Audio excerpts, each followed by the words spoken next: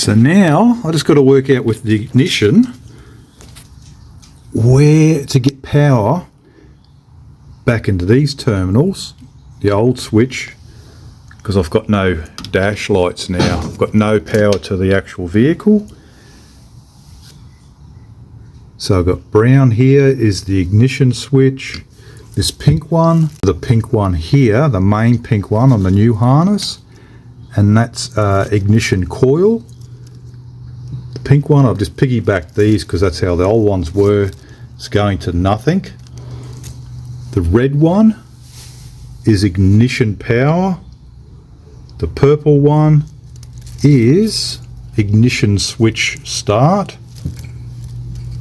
And I just got the black one in there. I presume this switch has to be earthed. So I've got that in. And I've also got it earthed here.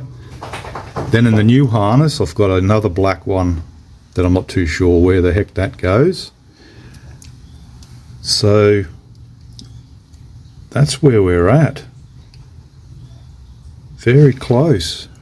But it does start, and I'm really happy with that. So I just got to be able to get power back into here with the ignition on or accessories, and I'll have power back in here. And I can go to start.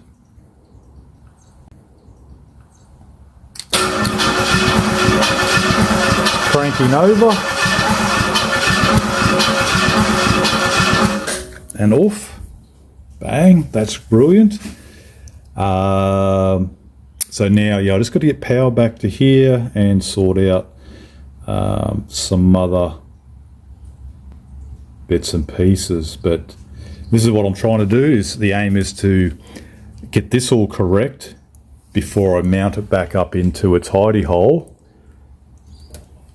in the column, put all that back together, and then put the fascia and everything on. And if it's not functioning, then you got to take all that rubbish off again. So don't want to get there. This is the madness behind my journey with this wiring. Okay guys, I'm going to leave it there. So if you want to see the next stage of how I wired the actual V8 up, subscribe, follow, and catch me on the next one with that. I'll show you how I've wired it up to get to this stage. If you've done this before and there's wires that I've got the wrong way around, let me know. It'd be great to know. All right guys, till next time, take care. See you then.